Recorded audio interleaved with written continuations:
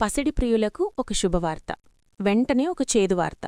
అవును, దేశీయ మార్కెట్లో బంగారం ధరలు ఎట్టకేలకు తగ్గాయి. 2 రోజుల తర్వాత రేట్లు దిగొచ్చాయి అని సంతోషపడేలోపే అసలు రేటు చూస్తే గుండె గుభేల్మంటోంది. ఒకప్పుడు బంగారం అంటే లక్ష్మీదేవి స్వరూపం. మధ్యతరగతి ఇంటి ఆడపడుచు పెళ్లికి ఇదొక భరోసా.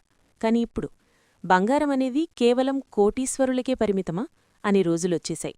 నిన్న మొన్నటి వరకు తులం 70,000, 80,000 ఉంటేనే అమ్మో ఇంత రేటా అని నోరెళ్లబెట్టాం. కాని ఇప్పుడు సీన్ మారింది. తులం బంగారం ధర అక్షరాల 1,35,000 రూపాయలు.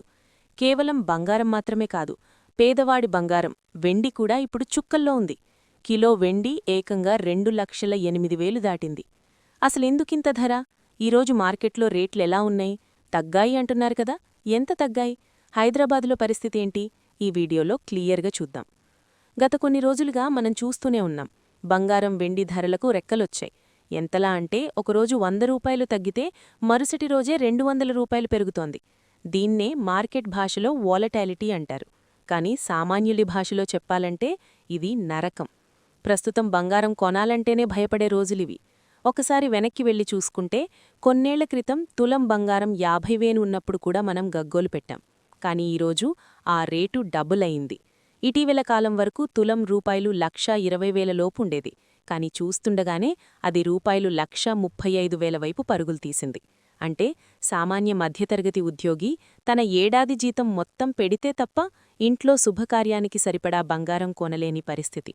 మరి ఈరోజు దేశంలోని పలు ప్రధాన నగరాల్లో బంగారం వెండి ధరలు ఎలా ఉన్నాయో చూద్దాం.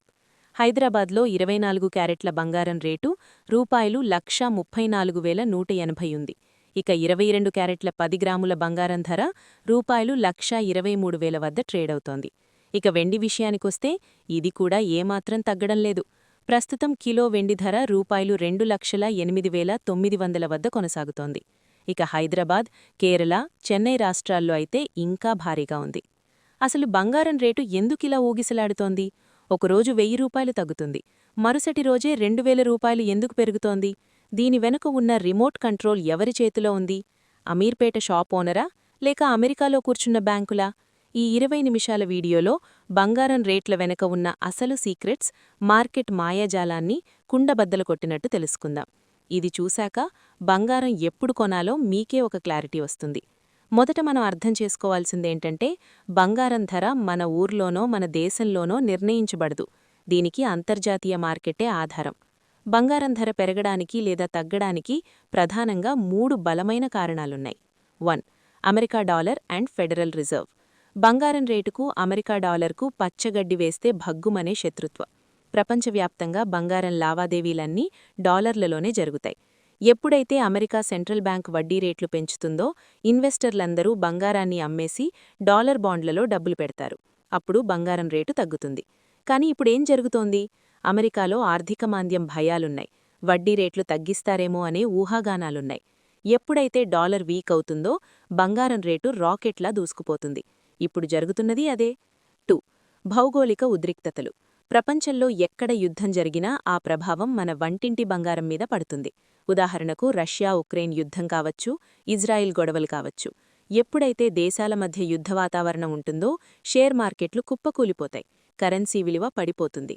అప్పుడు ప్రపంచంలోని పెద్ద పెద్ద ఇన్వెస్టర్లు, దేశాల సెంట్రల్ బ్యాంకులు నమ్మేది ఒక్కదాన్నే, అదే బంగారం. దీన్నే సేఫ్ హ్యావెన్ అసెట్ అంటారు. అంటే ఆపదలో ఆదుకునే బంధువు. యుద్ధ భయాల వల్ల బంగారం కొనుగోళ్లు పెరిగి డిమాండ్ పెరిగి ధరలు ఆకాశాన్ని తాకుతున్నాయి. 3. సెంట్రల్ బ్యాంకుల కొనుగోళ్లు. కేవలం మనమే కాదు, చైనా, ఇండియా, రష్యా వంటి దేశాల సెంట్రల్ బ్యాంకులు కూడా టన్నుల కొద్దీ బంగారాన్ని కొని రిజర్వ్లో పెట్టుకుంటున్నాయి. వాళ్లే అంత భారీగా కొంటున్నప్పుడు మార్కెట్లో డిమాండ్ పెరిగి రేటు పెరుగుతూనే ఉంటుంది. అంతర్జాతీయంగా రేటు పెరిగింది అనుకుందాం, మరి మన దగ్గర ఎందుకింత భీభత్సంగా పెరుగుతోంది? దానికి మన లోకల్ కారణాలు కూడా తోడవుతున్నాయి. 1. రూపాయి విలువ పతనం. మనకు కావాల్సిన బంగారంలో దాదాపు 90% విదేశాల నుంచే దిగుమతి చేసుకుంటాం. దీనికి మనం డాలర్లలో డబ్బులు చెల్లించాలి. ఒకప్పుడు డాలర్ విలువ 70 రూపాయలుండేది. ఇప్పుడు 85-86 రూపాయల దగ్గర ఉంది. అంటే అంతర్జాతీయంగా బంగారం రేటు పెరగకపోయినా కేవలం మన రూపాయి విలువ పడిపోవడం వల్ల మనం ఎక్కువ డబ్బులు చెల్లించి బంగారం కొనాల్సి వస్తోంది. ఇదే మన జేబుకు చిల్లుపడేలా చేస్తోంది. 2. Customs duty. బంగారం దిగుమతిని తగ్గించడానికి ప్రభుత్వం అప్పుడప్పుడు ఇంపోర్ట్ డ్యూటీ పెంచుతూ ఉంటుంది. ప్రభుత్వం పన్ను పెంచితే ఆ భారం నేరుగా వినియోగదారుడి మీద అంటే మన మీద పడుతుంది. 3.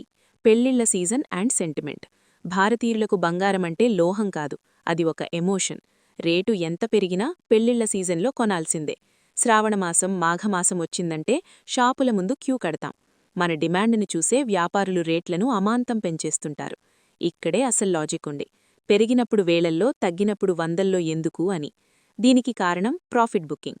బంగారం రేటు బాగా పెరిగినప్పుడు తక్కువ ధరకు కొన్న ఇన్వెస్టర్లు తమ బంగారాన్ని అమ్మేసి లాభాలు తీసుకుంటారు. అప్పుడు మార్కెట్లో సడన్గా అమ్మకాలు పెరిగి రేటు కొంచెం తగ్గుతుంది. కానీ అది పతనం కాదు, అది కేవలం కరెక్షన్ మాత్రమే. అంటే కాసేపు ఊపిరి తీసుకొని మళ్లీ పైకి ఎగబాకడానికి రెడీ అవుతున్నట్టు లెక్క. అందుకే 1000 రూపాయలు తగ్గినప్పుడు మనం సంబరపడతాం. కానీ ఆ తగ్గుదల కేవలం కొత్తగా కొనేవాళ్లని ఆకర్షించడానికి లేదా ఇన్వెస్టర్లు లాభాలు తీసుకోవడానికి మాత్రమే.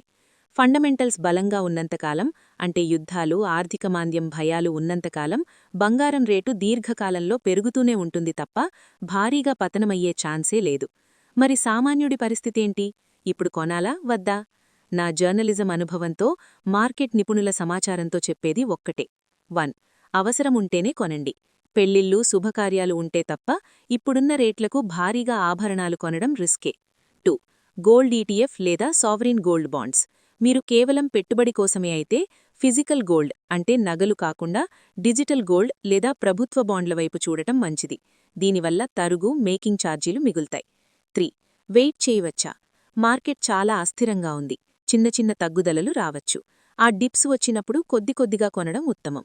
చివరగా బంగారం రేటు ₹1,35,000 అనేది ఇప్పుడు షాకింగ్గా ఉండొచ్చు. కాని రాబోయే 2 ఏళ్లలో ఇదే రేటు చాలా తక్కువ అనిపించినా ఆశ్చర్యం లేదు. ఎందుకంటే చరిత్ర చెబుతున్న సత్యమది. ఈ విశ్లేషణ మీకు నచ్చితే ఈ సమాచారం మీ ఫ్రెండ్స్కి షేర్ చేయండి.